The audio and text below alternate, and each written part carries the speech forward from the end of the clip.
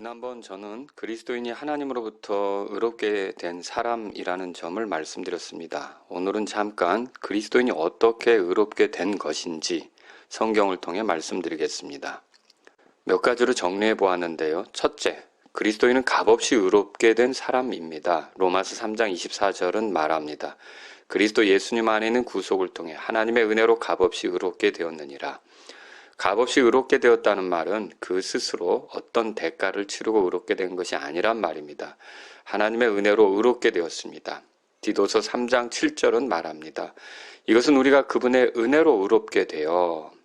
둘째, 그리스도인은 예수님을 믿어 의롭게 된 사람입니다. 로마서 3장 26절은 말합니다. 내가 말하거니와 이때에 자신의 의를 밝히 드러내사 자신이 의롭게 되며 또 예수님을 믿는 자를 의롭게 만드는 이가 되려 하심이라. 하나님께서는 예수님을 믿는 자들을 의롭게 만드시는 분이 되십니다. 우리가 얻은 의롭다함은 예수님을 믿어 얻는 것입니다. 셋째, 그리스도인은 동일한 방법으로 의롭게 된 사람입니다. 로마서 3장 30절은 말합니다. 할례자를 믿음으로 말미암아 또 무할례자를 믿음을 통해 의롭게 하실 분은 한 하나님이시니라. 동일한 방법이라는 말은 믿음으로 말미암아 믿음을 통해 의롭게 되는 것을 말합니다. 이것은 할례자든지 무할례자든지 상관없이 적용됩니다. 다시 말해 유대인이든지 이방인이든지 상관없이 누구든지 예수님을 믿는 믿음을 통해 의롭게 됩니다.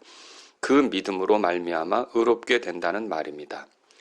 넷째, 그리스도인은 그가 한 일과 상관없이 의롭게 된 사람입니다. 로마서 4장 5절은 말합니다. 일을 하지 아니할지라도 경건치 아니한 자를 의롭다 하시는 이를 믿는 자에게는 그의 믿음을 의로 여기시느니라. 한 죄인이 의롭게 되는 것은 그가 한 일과 상관이 없습니다. 아무리 경건치 않다 해도 믿음을 통해 의롭게 하시는 이를 믿으면 하나님께서는 그 믿음을 의로 여기시고 그렇게 믿는 자를 의롭다고 하십니다.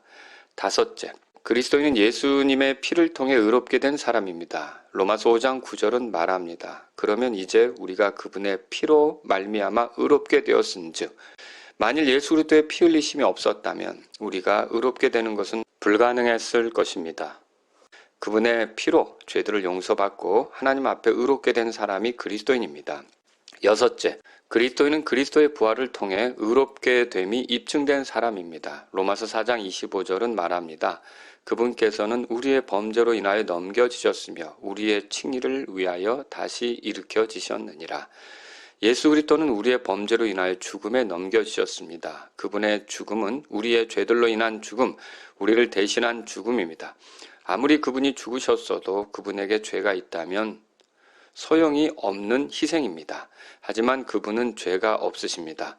죄의 싹은 사망인데 그분은 우리의 죄 때문에 우리를 대신하셨을 뿐 그분에게 죄가 없기에 사망이 그분을 지배할 수가 없었습니다. 그분은 죽은 채로 썩어져 감을 보지 않으셨고 부활하셨는데 이 부활은 그분의 희생이 흠없는 자의 희생으로서 죄인을 대신하기에 충분하셨음을 입증하셨습니다. 그러므로 이런 그리스도의 부활은 예수님을 믿는 죄인이 하나님 앞에 의롭게 된다는 것을 충분히 보장하는 것입니다. 일곱째, 그리스도인은 생명의 칭의에 이르게 된 사람입니다. 로마서 5장 18절은 말합니다.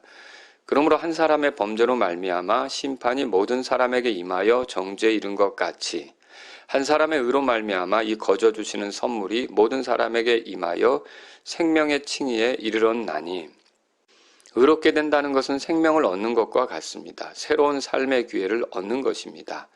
이제는 멸망하지 않고 하나님의 영광을 위해 하나님과 함께 살아가는 생명을 얻는 것, 그런 신분을 얻게 된 것이 의롭게 된 것입니다.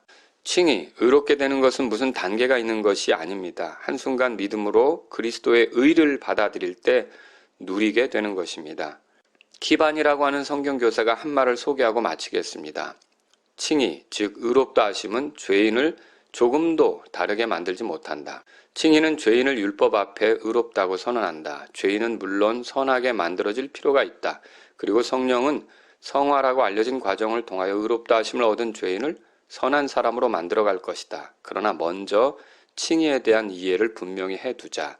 칭의는 우리의 상태와 관계가 있는 것이 아니라 우리의 신분 혹은 위치와 관계가 있다. 칭의는 하나님 앞에서 우리의 위치를 가리킨다. 그리스도를 떠나서 우리는 아무런 위치도 주장할 수 없다. 우리는 죄인으로 정죄될 뿐이다. 그러나 그리스도를 구원자와 대속주로 모시게 될 때 우리는 무죄로 풀려나 의롭다 하심을 얻게 된다.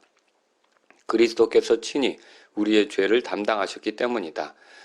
그리스도인은 이렇게 값없이 의롭게 되었고 예수님을 믿어 의롭게 되었고 동일한 방법으로 믿음을 통해 자기가 한 일과 상관없이 하나님의 은혜로 의롭게 되었습니다.